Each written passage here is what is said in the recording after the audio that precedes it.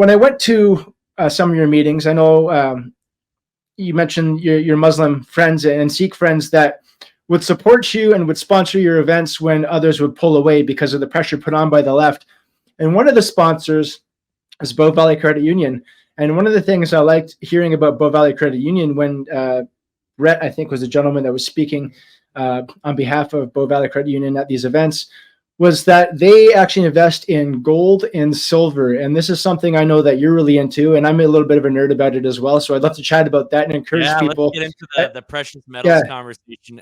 But I think to start the precious metals conversation, we have to talk about fiat currency, right? And we have to talk about why Bow Valley Credit Union is growing so quickly and why it's so successful is because they understand that government money isn't real.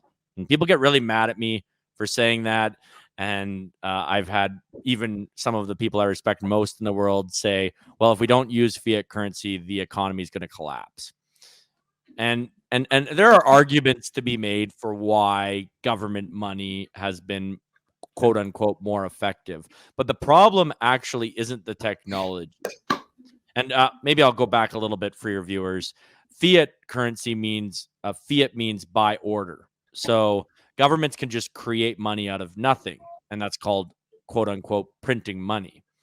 And the problem with that isn't so much that they can do it. It's what human nature does when you have the ability to do that. And what human nature does is just do it, right? If you have the option just to create money from nothing, why wouldn't you? But the problem with that is, and we're seeing this happen all over the world, Argentina, Lebanon, Egypt, everywhere is seeing, there's tons and tons of places seeing horrible inflation. What we're seeing in Canada barely even registers compared to the pain and horror that many in the world are experiencing. But the problem with it is reality will always win, no matter what. It doesn't matter how you feel. I mean, that's why Ben Shapiro has his little statement, which is facts don't care about your feelings. And I think in the context that he's using it, he's actually wrong. Feelings don't care about facts, right? And in politics, that's kind of what we're experiencing is the rule of feelings. But the reality is that however you feel, reality is going to get you. It always will. Let's take smoking, for example, something that I've struggled with in my life. Cigarettes are something that I really try to quit, but I keep coming back to them. It doesn't matter whether I like cigarettes or not. Cigarettes are terrible for me, right? And they will cause me damage, and they have caused me damage. I can feel however I want about that. I can feel it's too hard to quit. I can feel like I don't want to quit or that I need it for stress. Whatever it might be, that's irrelevant to the reality of cigarettes. Another example would be whether or not you're born in a man or a woman's body, right? People go out and say, well, does it really matter? But, does it matter that they don't want to be the body that they were born into? I say, yeah, because reality matters. And teaching someone that they could have been born in a wrong body is saying that reality is subservient to your feelings. It's actually a form of Gnosticism. And Gnosticism is the idea that you are God. And whether you're Sikh, Muslim, Christian, Jew, you're not God. That's the important part, right? And I don't know how anyone could actually think that they were God. I mean, I can't control my son's sleeping habits. How could I possibly believe that I'm God? So that's the basis here to say that reality is going to win. And when one of the rules of reality is that the more there is of something, the less valuable it is, right? A blade of grass is not going to be nearly as valuable as, let's say, an ounce of gold. There's a lot of blades of grass, not very many ounces of gold. But if a government can just make more of something and they just keep increasing the supply of that thing and there's more of it, it's going to be less valuable. And that has created a system in which people, primarily, employees, but generally speaking, everybody, think that money is something that someone else gives you and that money has value. And so they believe that for a long time. But as the government creates more and more of this fake money, I call it. And to give a great example of this, amount of silver that you could buy a house 100 years ago.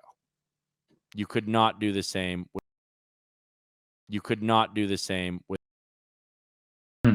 And the reason for that is there's some things that hold value and there's things that lose value. Things that have more and more supply lose value.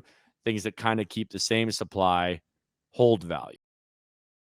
Metals are so important right now because I think we're headed into a time of extreme inflation. And I know that it's come down now a little bit. But anyone living in this country right now knows the pain of inflation unless they're quite wealthy. I go to the grocery store and I'm shocked. Dude, it's crazy. I don't know how people handle it. And I'm not exactly impoverished. Like I've, worked hard in my life and I have some money, not a lot, but some. And I'm shocked by it. I'm in the process of buying a house right now. And the prices of housing are insane. It's absolutely mind-boggling. And this is Alberta. I can't even imagine how the people of Ontario or British Columbia are feeling right now. And that's happening because of inflation. That's happening because, it's happening for a number of reasons on the housing front. But inflation is happening because of bad government policy. Because government would rather borrow and then realize, oh no, I borrowed too much. This is a problem. But if you borrowed a lot of money and then you make money worth a lot less, you have less debt. But the problem with that is that wages for employees do not keep up with the printing of money. So really what you're doing is you're just impoverishing your citizens. And even more than that, it doesn't encourage saving, right? Why would you save something that was going to be worth less? In fact, recently, it used to be that your money would lose half its value over 7 years. So what did that encourage you to do? Spend. And the reason that these policies were created to encourage spending was because the more consumption that happens, the argument in modern economics is the more people are spending, the better the economy, the more prosperous we are. Well, that may be true in the short term, but look what's happening in the long run. Canadians are the most indebted they've ever been. We're facing an absolute crisis in housing, not just because we're bringing in way too many immigrants. And I love immigrants, but when we only build 247,000 housing units a year and we bring in 2 million immigrants, where are they going to live? Right? We don't have the capacity to build the housing for people, and therefore people my age and younger can't even afford to buy a house. Right? That's happening because of bad economic policies, bad immigration policies, bad policies. So, what does silver and gold have to do with what I've just said? Well, they don't lose their value. They gain value, at least in comparison to government money. They actually don't gain or lose really at all. They kind of maintain their value throughout time. So if you want to save wealth, if you want to protect your wealth, not your money, because money isn't real. Money's a made-up thing that we all created to say, okay, I want to give you something that you can use to go buy something else that's a lot easier than you giving me your video and then I show up for 3 meetings for you. What if I don't want to show up for 3 meetings, right? Well, or, whatever it is, right?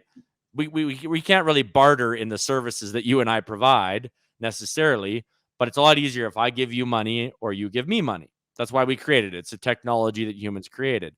But the problem with government money is it loses value. And so why would you store wealth in it? Well, you can store wealth in something that has maintained value throughout the last 5,000 years of human history, and that's precious metals. That's gold, silver, platinum.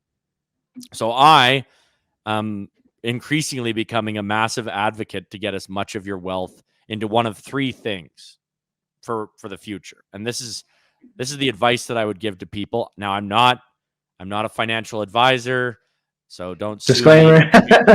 People. This is what I'm doing, and you guys can all make your own decisions. I'm not going to measure my wealth in dollars anymore. I'm not going to care about how much money is in my government bank account or even my Bow Valley Credit Union bank account. I'm going to care about only 3 measures of value. I call it ounces, acres, and sats. Right? I get that. Would be precious metals, because those things hold value. They've been tested by all of human history. They're not going anywhere. That's a great place to store money. Land, always great. They're not making more of it, right? You're gonna, if you have land that has value, enough land, you can grow your own food and literally become self-sustaining, right? And then the problem is that a lot of people go into those two and they forget that everything's changed. And the way that everything has changed is we live in a digital age. You and I would not be able to have this conversation 12 years ago. Right? You're probably 700 kilometers north of me right now, right? And yet we're having a real-time conversation. The world has changed and the digital age is upon us. And I believe that the money of the digital age is Bitcoin, not any other crypto, just Bitcoin. And my reason for it is this: Bitcoin is perfect money, not in the sense of exchange, but in the sense that it will not lose value. It can't lose value. Oh yes, it can fluctuate in comparison to fiat money, but the thing is, you can't make more of it. There will only ever be 21 million Bitcoin in the world. There's 58 million millionaires in the world. So if even all of them only bought one, then we would still, then they'd be gone, and those would be some of the most valuable assets in the world. The other thing about Bitcoin that's beautiful is it's divisible down to 100. There's a 100 millionth of a Bitcoin is called a sat. And so that's why I say that you should measure your wealth in ounces, acres, and sats. That's how you should store your wealth. That's how you should measure it. If you're measuring it in dollars, if you're transacting in dollars, you're measuring your wealth in a ruler that is constantly shrinking, right? Whereas if you measure it in ounces, well, human history has proven that's a pretty good store of wealth. If you measure it in land, that's a no-brainer. And now we live in a digital age, and there's only one truly hard currency, and the technology that's been created around it makes it almost impossible to change. Many have tried, none have succeeded. There may come a day where they do succeed, which is why I think you need to have money in ounces. The other two. Yeah, that's right.